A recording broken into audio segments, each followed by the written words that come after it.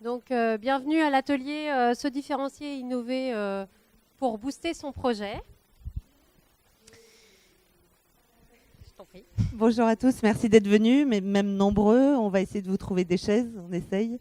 Désolée pour l'inconfort, pour ceux qui sont debout, et un grand merci.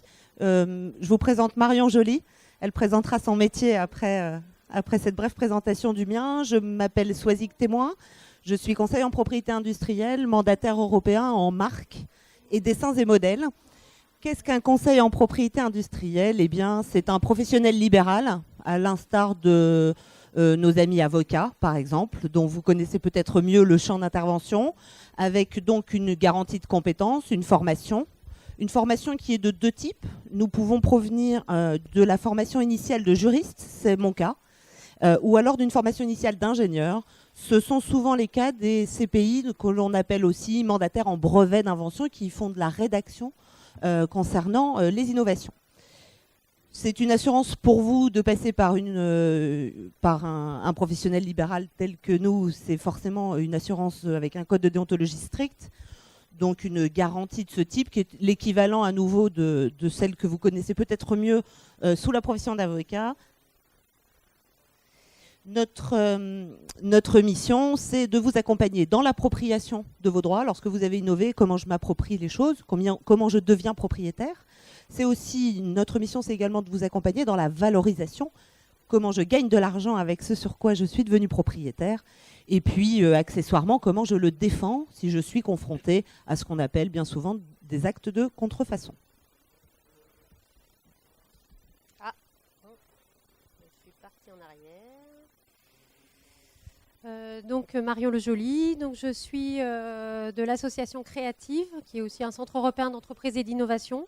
Nous sommes une association à but non lucratif qui accompagne les porteurs de projets innovants, enfin qui ont des idées innovantes.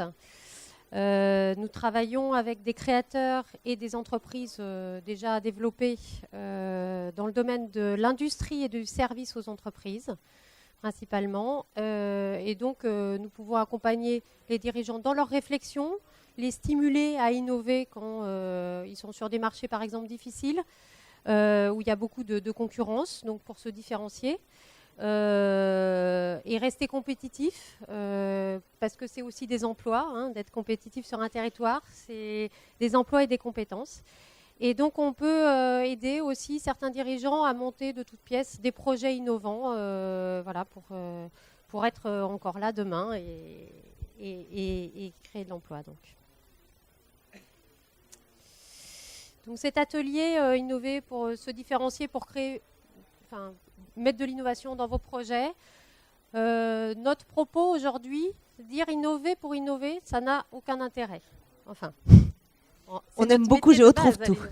On aime beaucoup Je retrouve tout, mais ça ne sert pas à grand-chose. En fait, innover, c'est surtout apporter plus de valeur à vos clients ou à des partenaires éventuellement. Faire ce que fait le voisin, c'est très bien. Quand il y a des marchés qui sont en pleine expansion et il y a beaucoup de business à faire, pas de souci, on peut faire comme le voisin. À partir du moment où on est comme ça, notamment en temps de crise, ou alors on est sur des marchés où il y a beaucoup d'offres, où le consommateur ne sait plus trop, ou le client industriel ne sait plus trop quoi choisir, il faut bien réfléchir à, finalement, c'est quoi la valeur ajoutée qu'on apporte à nos clients.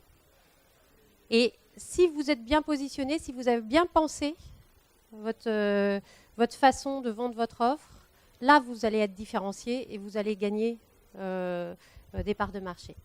Alors, cet atelier, c'est aussi un peu pour vous ouvrir la tête, pour dire comment on innove finalement. J'ai une idée, mais finalement, comment je remets tout ça en question, comment je fais mon business un petit peu différemment pour être compétitif et pérenne dans le temps. Alors, on vous a choisi 3 angles d'attaque. Alors d'abord, il y a un premier angle d'attaque, c'est de jouer les tendances de fond. Il y a des tendances de fond, ça veut dire que c'est des marchés qui vont s'ouvrir. Ça veut dire qu'il y a des besoins qui ne sont encore pas,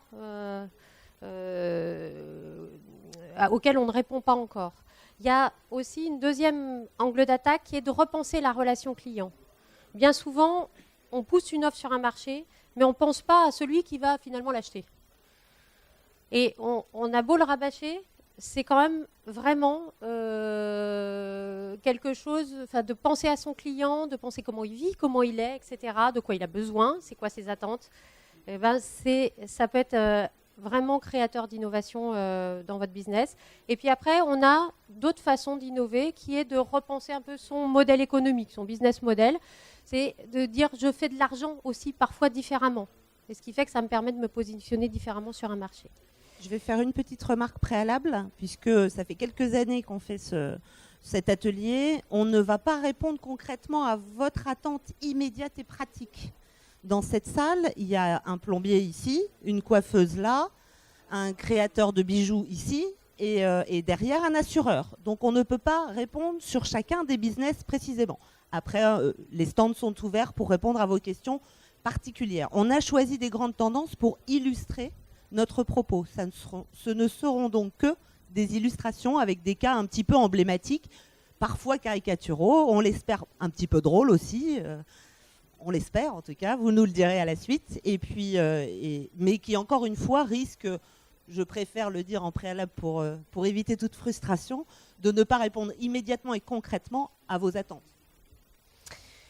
Donc on vous a choisi une première tendance, c'est l'évolution de la démographie. En fait, bien souvent, on parle du client et on ne pense pas qui est mon client. Il se trouve qu'il y a des effets générationnels qui sont assez importants et de plus en plus marqués aujourd'hui.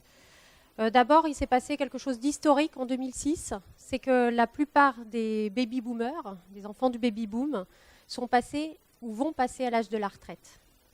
Donc ça veut dire qu'on a une population qui vieillit.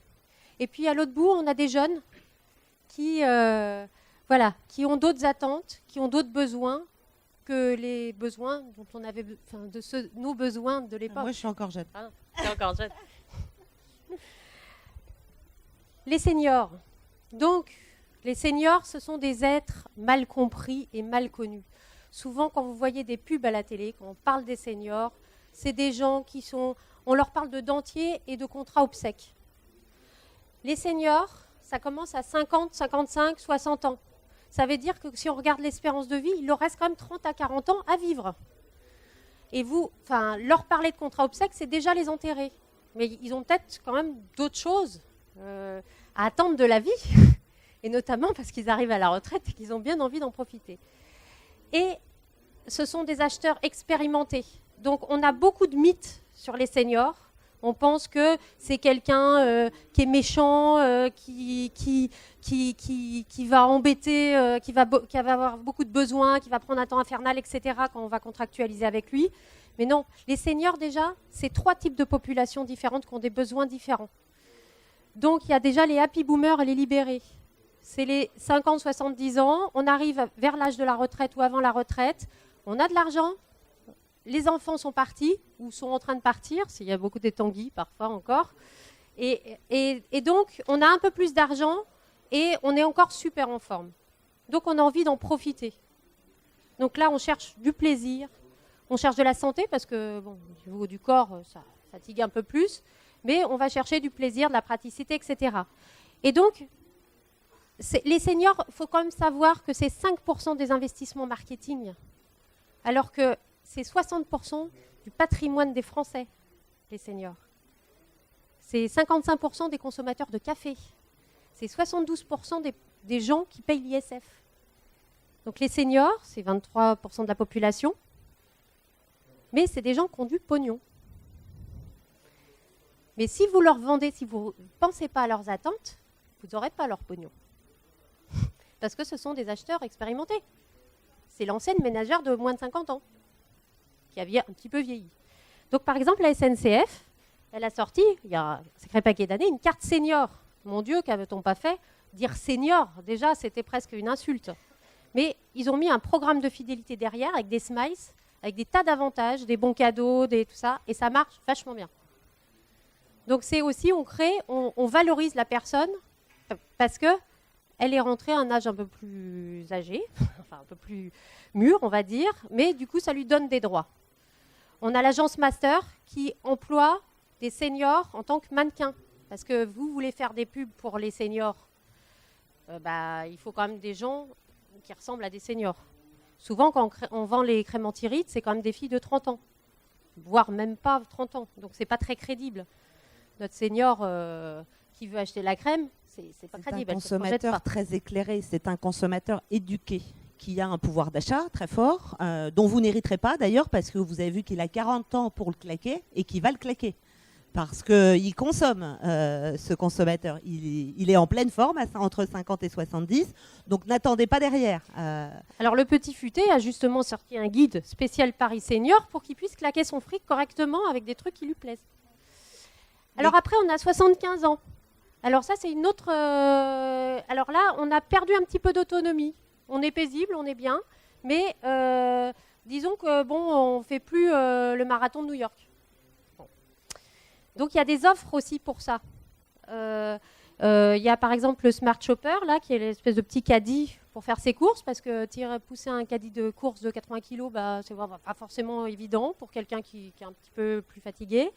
Il y a des téléphones, les téléphones Doro qui cartonnent, parce que c'est un simple téléphone qui téléphone. Il ne fait pas tout et n'importe quoi, le téléphone. Il a la fonction téléphone et c'est déjà pas mal. Après, il y a le groupe Proméo qui fait des maisons en BBC, en dehors des villes, et qui va apporter, c'est des résidences de services en gros, qui vont apporter tout un tas de services ultra qualitatifs à des personnes âgées qui veulent rester quand même en milieu rural. Parce que quand on commence à fatiguer un peu, on essaye de revenir à l'intérieur des villes, parce que se déplacer, tout ça, c'est un peu moins pratique. Et donc là, on s'est dit, pourquoi on n'amène pas tous ces services-là en dehors des villes? Donc, c'est une opportunité pour vous, créateurs d'entreprise, de dire qu'est-ce que je fabrique comme service qui plairait à ces gens-là, par exemple. Et après, quand on est un petit peu plus vieux, les 85 ans et plus les TGV, donc c'est les très grands vieux, là, on a une perte d'autonomie, donc on se retrouve souvent en maison de retraite, et si on a un peu moins de chance, on est chez soi, voilà. Ça peut être plus de chance aussi, si on a les services qu'il nous faut.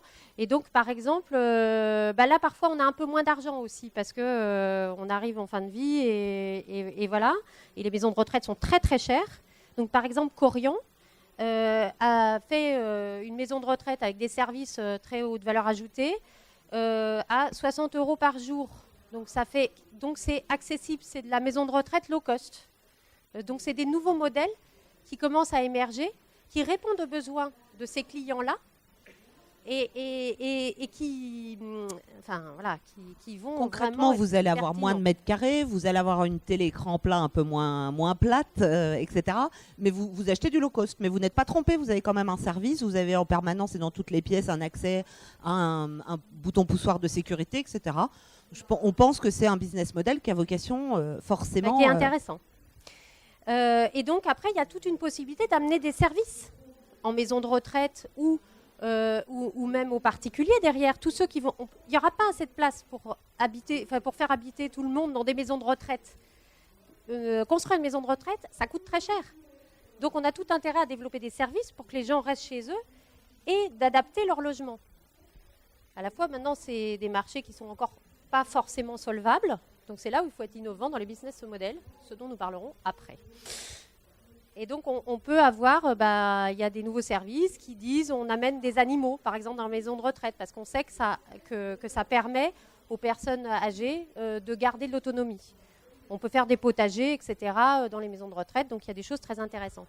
Donc le senior, généralement, on a vu qu'il y avait 3 catégories de seniors et qu'il ne fallait pas se planter quand on va les viser, quand on a décidé que c'est sa cible. Mais ils veulent quand même généralement rester jeunes, beaux, en forme et attirants. Alors, ils le sont d'ailleurs, parce que si vous regardez bien sur ces publicités qui leur sont destinées, ils sont jeunes, beaux et attirants. En tout cas, on voit tout de suite que Monsieur Clounet sait nous vendre du café. Et qu'on le rajeunit parce qu'il est encore, il peut encore séduire une très jolie jeune femme. Bon, qui se moque de lui à la fin du spot, on est bien d'accord, parce qu'il boit trop de décaféiné. Mais pour autant, donc, ça veut dire quoi? Ça veut dire que je suis mature, je suis beau et sexy, j'ai du succès auprès des jeunes et en plus j'accepte qu'on se moque de moi. Et j'attends quand même un service extrêmement haut de gamme parce que je prends un café haut de gamme. On reparlera du can espresso. Ce sont aussi des personnes qui assument leur âge. Grand Optical a construit une offre qui leur est destinée. Autrement dit, vous avez 70 ans, vous avez 70% de ristourne. Aujourd'hui, vous allez donc rentrer dans une boutique et être fier d'afficher votre âge. Et à la limite, plus vous êtes âgé, et meilleur est l'avantage, en tout cas économiquement. Grand Optical est allé au-delà de ça parce qu'il s'est dit on va choquer. On va dire aux gens, venez nous dire combien vous êtes vieux pour gagner de l'argent. Donc ils ont cherché à recruter des personnes matures, au-delà de 50 ans, pour pouvoir parler à cette clientèle qui était leur nouvelle cible. Pourquoi c'est leur nouvelle cible? Parce qu'on vous l'a dit, le pouvoir d'achat, il est là. Les enfants sont partis, la maison est payée. Tout le reste, c'est bon à claquer. Et puis on vieillit et on devient un peu presbyte. En plus. Donc quoi de mieux qu'un presbyte qui vend des lunettes à un autre presbyte? Dernier exemple, parce que je l'aime beaucoup et parce que j'y serai bientôt, Ikea de Shanghai. Comment se rencontre-t-on quand on est chinois? Jusqu'à présent, on allait dans un parc où il y a de la petite musique, on mettait un badge, on disait « Madame machin, j'habite à tel endroit, ma pension est de temps ». Parce que les Chinois ne sont pas catholiques, donc ils n'ont aucun problème avec l'argent. Donc voilà, je gagne tant, donc autrement dit, je ne peux pas avoir à Shanghai un appartement avec ce prix-là, c'est ma petite pension. Et comme mon mari est mort, je cherche quelqu'un pour m'accompagner dans ma solitude et pour faire en sorte que je ne sois plus seule. Combien est-ce que vous gagnez, etc. Et donc dans les parcs, il y avait cette petite musique et les femmes, elles passaient et elles regardaient les badges des hommes. Ah non, lui trop petite pension, lui trop petite, lui il me plaît pas physiquement, lui ça va, hop. Et si on dansait? Finalement, c'est bien les parcs, mais ça marche au printemps, ça marche en été, en hiver, ils se caillaient quand même un peu. Alors comment on fait pour rencontrer en hiver? C'est toujours mieux d'aller chez Ikea, parce que chez Ikea, il y a du café gratuit, il y a une salle et des jeux pour les enfants, et vous voyez des seniors, des très seniors, sur ces jeux, qui vont boire du café, ils dansent plus, ils se parlent, ils se rencontrent et ils ont créé le speed dating à l'Ikea. En fait, ils ont complètement détourné le concept d'Ikea qui est d'accueillir ses clients pour lui vendre des meubles en faisant un rendez-vous emblématique de speed dating senior. Donc Ikea a eu des problèmes à accepter le truc au départ parce qu'ils ont vu des hordes, parfois 1000 personnes qui arrivaient pour prendre un café avec sa carte Ikea Family. Donc voilà. Après, ils se sont dit plutôt autant en profiter et organiser ça parce que c'est toujours du trafic de clients. Donc voilà, donc on peut aussi penser des choses comme ça. C'est bien. Faites-nous, si vous adressez aux seniors, faites des trucs marrants. Faites pas des trucs qui les enterrent. Ils ont envie de vivre, ils ont envie de s'éclater.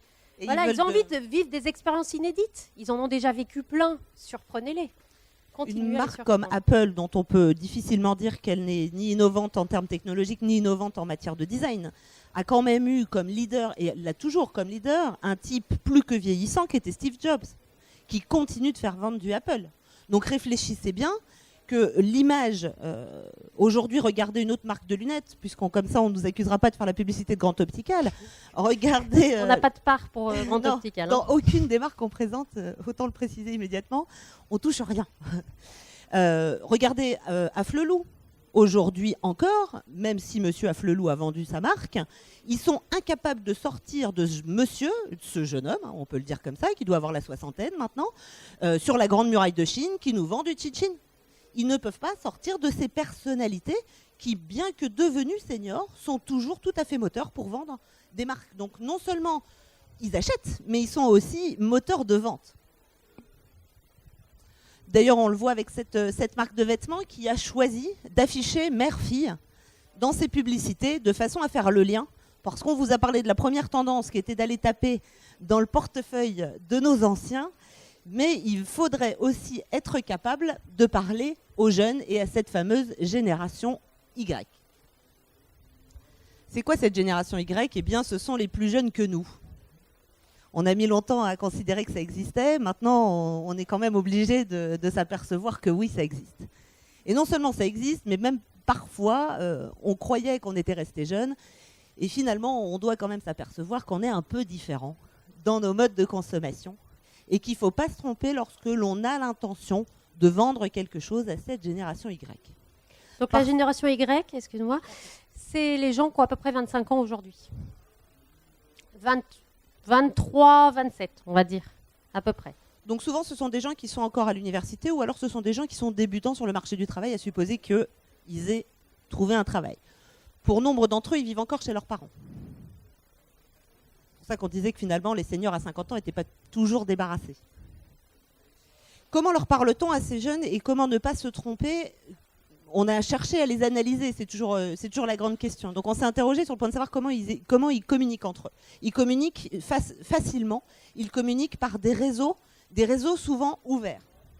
Ce qui amène d'ailleurs des comportements un peu particuliers, on en discutait, il y a des psychiatres qui font des analyses et qui disent qu'aujourd'hui ils ont à soigner des égos surdimensionnés. Pourquoi ?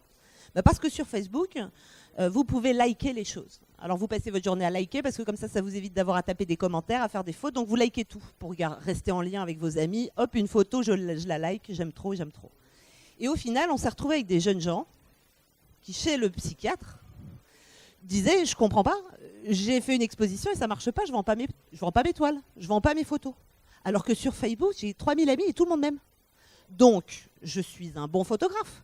Et pourquoi il n'y a personne qui veut me publier, qui veut m'exposer dans la vraie vie pour de vrai ? Autrement dit, ces gens, comme on ne peut pas déliker, c'est-à-dire qu'on ne peut pas vous dire, on peut dire je n'aime plus, c'est-à-dire je vous ai aimé, puis finalement, j'aime plus. Mais on ne peut pas dire j'aime pas. Ce qui veut dire qu'à aucun moment vous ne passerez un message négatif sur ces réseaux, ce qui veut dire que parfois ces comportements ont un effet retors, qui est de se dire qu'on n'a pas une bonne visibilité sur son retour business ou sur son retour sur investissement, on va dire. Alors cette génération-là, est en attente d'avoir une place sur son marché, d'avoir une reconnaissance, parce qu'ils ont des compétences, ils ont souvent des beaux diplômes, et puis il se trouve que les seniors, ils ne sont pas encore partis du marché du travail. Et donc il n'y a pas de place. Donc c'est vrai qu'on leur a promis monts et merveilles pendant leurs études, et là, ils se retrouvent sur un marché du travail qui est un peu fermé. Et donc, là, ça peut être difficile psychologiquement. Après, ce sont des personnes qui cherchent à avoir des produits personnalisés à leur image, de pouvoir jouer avec les produits, de pouvoir apporter quelque chose à l'offre qu'on leur propose, de pouvoir participer. Et ils fonctionnent beaucoup en termes de communauté. Donc il faut y penser quand on s'adresse à ces cibles-là. Il faut savoir jouer la communauté. Alors attention à la confidentialité. Quand on monte une boîte et qu'on est de ces générations-là, on a tendance à tout vouloir raconter sur Facebook.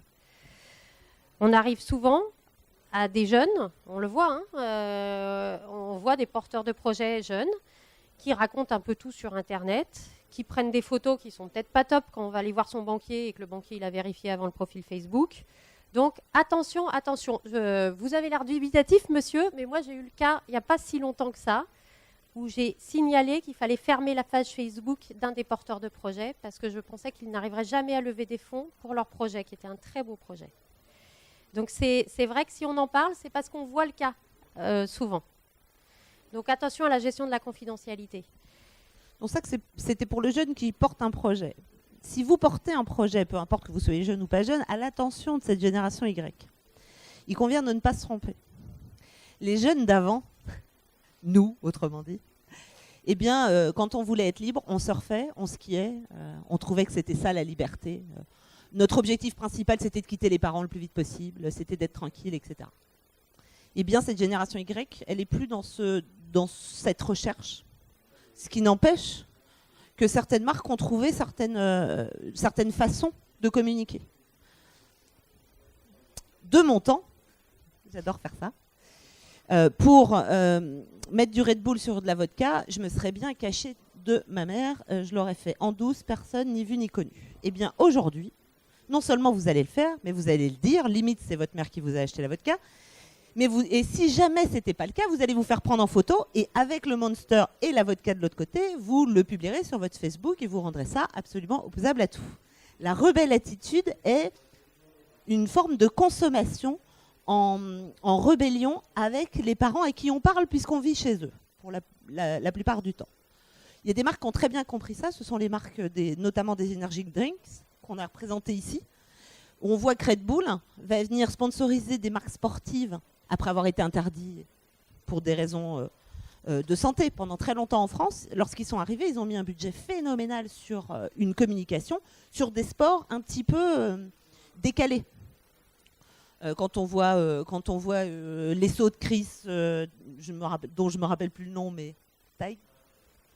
Quand ils sautent de la Tour Eiffel en roller, ce sont des choses qui sont décalées, ce sont des sports qui n'avaient pas de budget à l'origine. Personne n'avait envie de sponsoriser un gars qui mettait des patins à roulettes et qui avait l'intention de sauter de la Tour Eiffel. Honnêtement, personne. Bah, Red Bull, si. Et avant de sauter, comme il sait comment ça fonctionne, eh bien, il met bien ses patins. Tout le monde crie, Chris, vas-y, tu vas sauter. Qu'est-ce qu'il fait? Il ouvre une canette de Red Bull et il rend la monnaie de sa pièce à son sponsor, ce qui n'est pas choquant.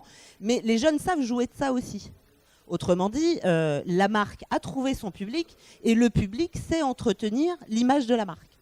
Donc c'est simplement de dire, les jeunes, en 2030, je crois que ça va être 1/4 de la population active. C'est vos futurs clients. Donc attention, ils ont des besoins différents, comme les seniors. Il y a des besoins très différents. Donc de simplement dire, je m'adresse à tout le monde, eh ben, ce n'est pas un bon raisonnement. Parce qu'il y a des attentes et des besoins différents derrière ces générations-là. Et après, ça peut être une façon d'innover, de s'adresser à ces générations-là. Mais bon sang, et creuser les besoins de ces populations-là, parce qu'on a beaucoup de mythes dans la tête et on peut lourdement se tromper. Deuxième tendance qu'on a choisi d'illustrer, c'est l'environnement. Alors on parle de croissance verte de partout, c'est la planche de salut de la croissance française et autres.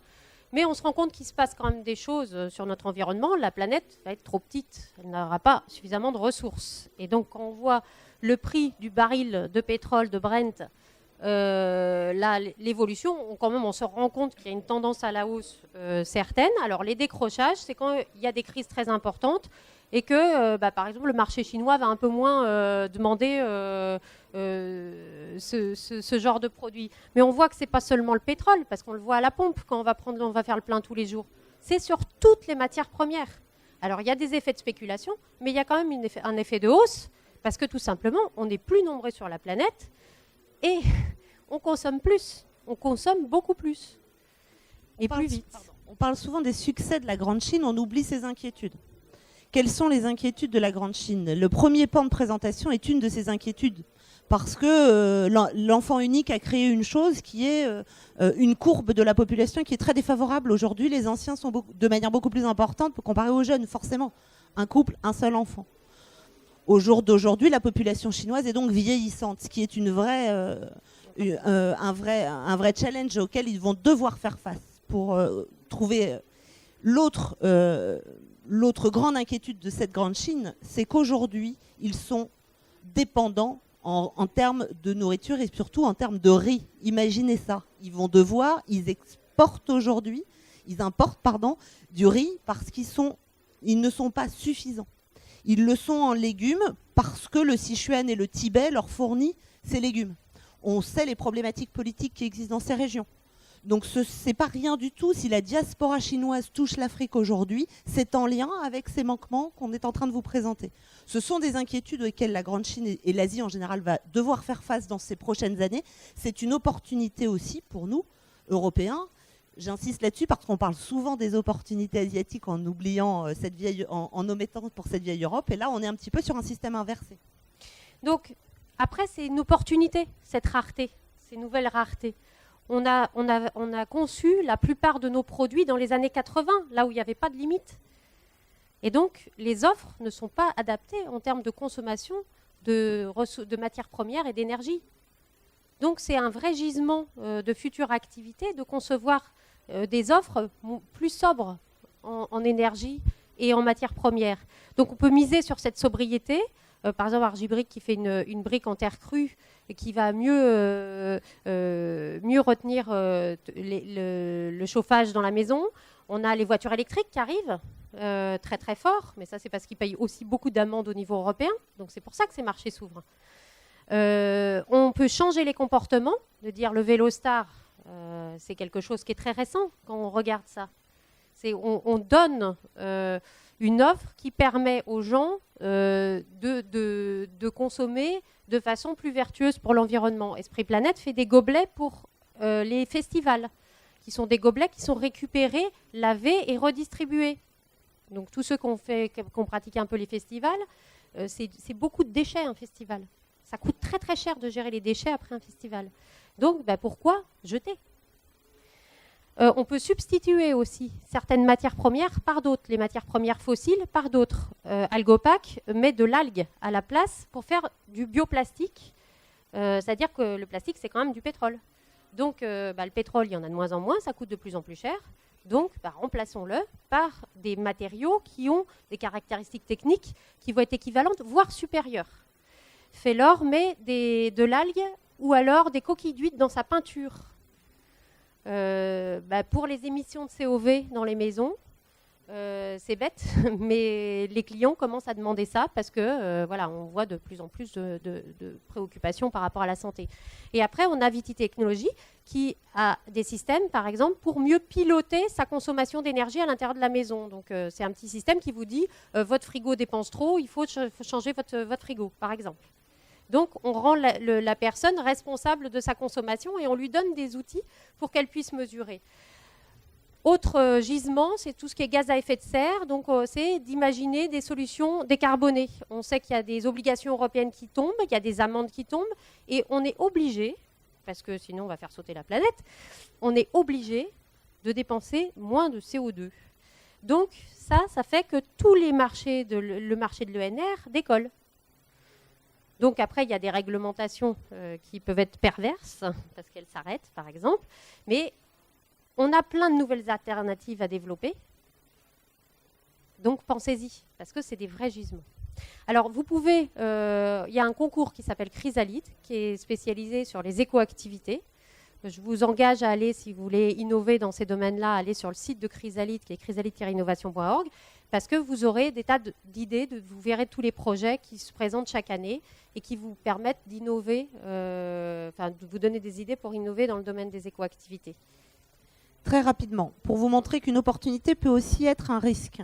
Au jour d'aujourd'hui, ici vous avez le nombre de brevets déposés concernant l'isolation.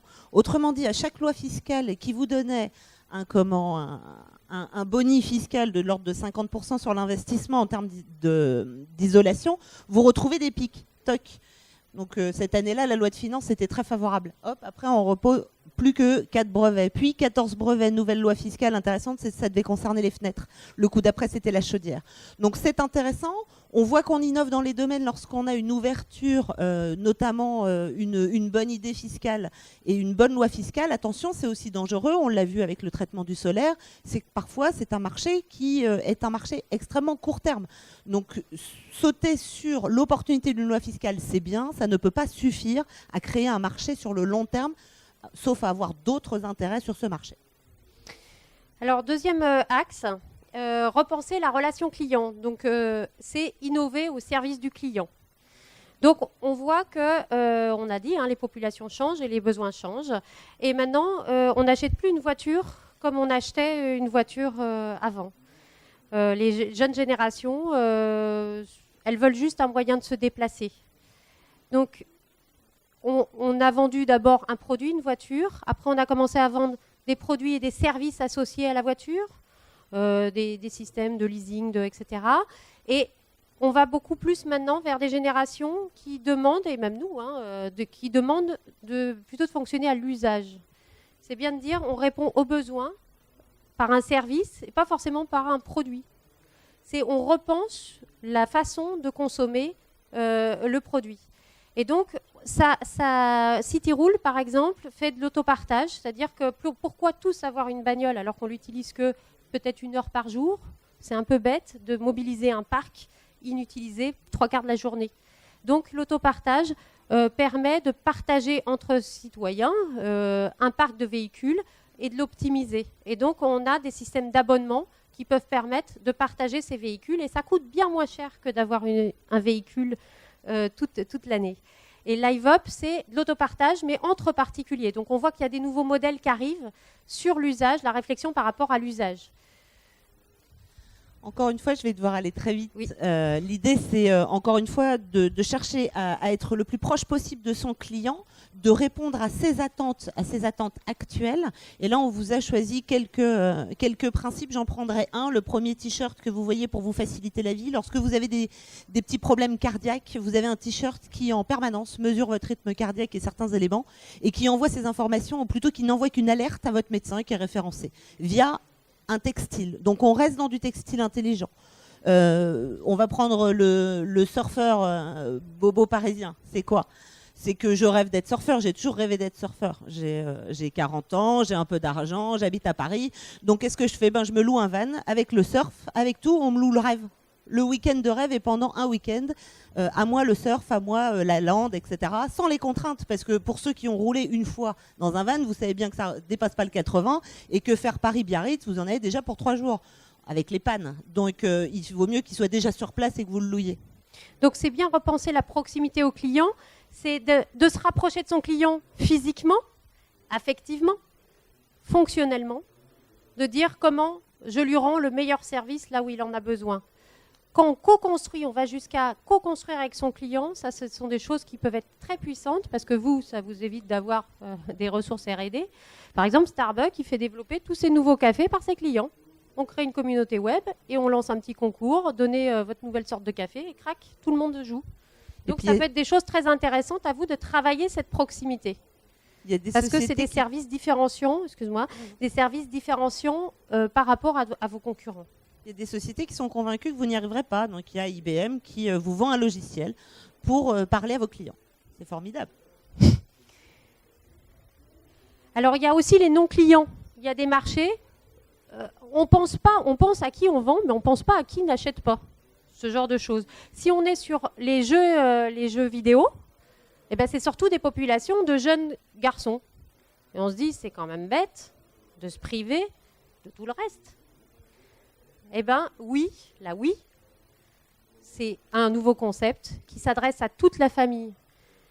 Et du coup, pour toute la famille, pour le père qui, traditionnellement, sortait le fric pour acheter la console au gamin, ça y est, il se la paye pour lui aussi. Donc, c'est tout de suite un peu moins cher. Et pour la mère qui voulait faire un peu de l'éducatif et tout, elle joue au tennis dans le salon avec son fils. Donc, elle retrouve des moments aussi avec son fils. Donc, il y a des nouvelles façons de penser le produit et de se dire, mais finalement, pourquoi se prive-t-on de certaines catégories de clients? C'est la série Sex in the City qui nous a fait penser à une chose, c'est qu'on vendait 3 sextoys à 2 pervers qui osaient rentrer dans un sex shop à l'époque. Et puis on a vu ces nanas très bien habillées, qui étaient décomplexées, qui mettaient dans leur salle de bain les sextoys en évidence, et tout ça nous a libérés nous-mêmes. Et on s'est dit, il faut toucher ce public, parce que le public, c'est la ménagère de moins de 40 ans.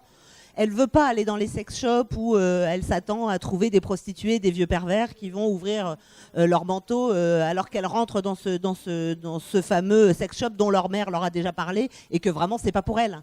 Donc, qu'est-ce qu'on fait?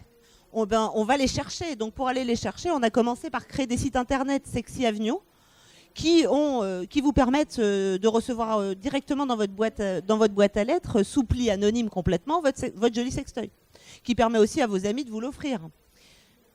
Encore une fois que ça a si bien marché via l'Internet, tout à coup, on s'est dit, mais on va pas, pourquoi est-ce qu'on cache ces vitrines, pourquoi est-ce qu'on les met brunes, etc. On va aller chercher des grands créateurs, et par exemple Chantal Thomas. On va aller chercher Swarovski, et on va faire un petit canard vibrant, habillé par Chantal Thomas, avec des strass Swarovski.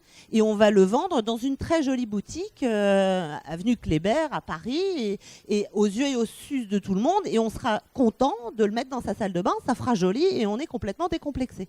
Et aujourd'hui, c'est quoi d'être décomplexé? C'est qu'aujourd'hui, dans la banlieue rennaise, vous avez 3 magasins qui font plus de 1000 m² pour certains d'entre eux, qui ne vendent que du sexe. Depuis le string cuir jusqu'à la petite huile de massage qui se mange, en passant par le sextoy, par le fouet, par tout ce que vous pouvez imaginer. Et ça, de manière extrêmement décomplexée, je vous invite à vous connecter sur le site du Dorsel Store, par exemple, où vous voyez monsieur et madame tout le monde poussant le caddie, qui répondent très tranquillement aux interrogations des journalistes et qui disent « bah oui, on est venu voir ». On est venu voir parce que depuis le temps qu'on en entendait parler et qu'on n'osait pas rentrer dans le sex shop, là, c'est grand ouvert, c'est clair, vous en avez une vue. Là, c'est évidemment prise par Marion, parce que moi, j'y suis pas allée. Mais vous voyez que c'est un supermarché comme le reste et que effectivement, le marché qui n'existait pas a été créé. Donc c'était pourquoi se priver du marché des femmes, qui est quand même 50% de la population. Voilà, et ils ont réussi. Donc après, on a des outils comme Internet qui nous permettent d'innover aussi et de faire beaucoup de choses. Par exemple... Ça, c'est nous. Voilà. Moi, il paraît que je suis à droite. Et donc, dans l'histoire, parce que c'est une histoire, je voulais rencontrer quelqu'un. Alors je me suis dit, tiens, comme je fais un peu de sport, je vais me louer des skis, comme ça me donnera l'occasion de foncer dans les messieurs en bas des pistes. Et puis ça me permettra de rencontrer. Bon, puis finalement, je me suis aperçue qu'on portait des cagoules et des masques et que donc je voyais pas bien la tête du monsieur, je savais pas dans qui je devais rentrer, donc ça m'a quand même un peu ennuyée. Du coup, je me suis dit, je vais plutôt me louer un chien. Parce que quand je le sors le soir, donc je suis allée sur Chris Productions et puis j'ai loué un chien. Je me suis connectée sur Internet et puis j'ai sélectionné à son profil un charmant jeune homme qu'on va appeler Georges. Et je me suis dit, dans son profil, il y avait écrit « aime les chiens ». Bon, ben voilà, du coup, j'ai loué ce chien. Alors, je savais pas trop comment marchait le chien, je l'ai loué. Hein. Je voulais pas non plus m'investir sur le long terme avec l'animal. Ça me plaisait de savoir que je pouvais le rendre. Mais t'investir avec Georges, pourquoi pas? M'investir avec Georges davantage. Ouais, et bah moi, j'ai eu besoin de louer une voiture avec Cityroule. Parce qu'en fait, il fallait que j'aille chercher ma chèvre. Parce que j'ai loué une chèvre pour tondre mon gazon. Parce que, bon, c'est quand même vachement écologique, je suis hyper bobo. Et puis voilà. Comme moi, j'avais un rencard avec Georges, je suis allée me louer un sac parce que je l'avais demandé le sac de Marion, mais elle n'a pas pu me le filer. Ouais, puis j'avais pas du Prada.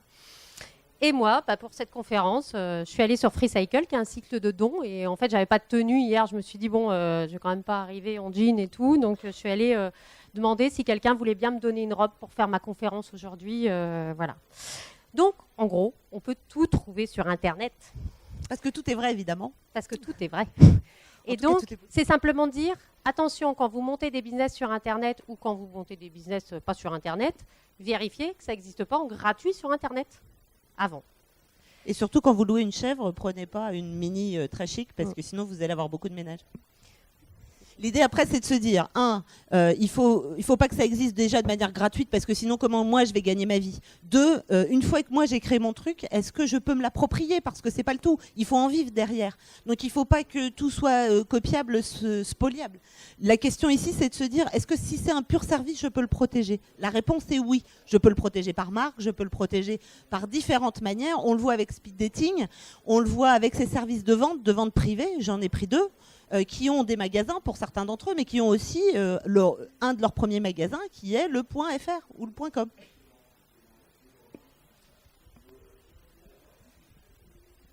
Parce que bien souvent, ce qui compte, c'est l'image de marque.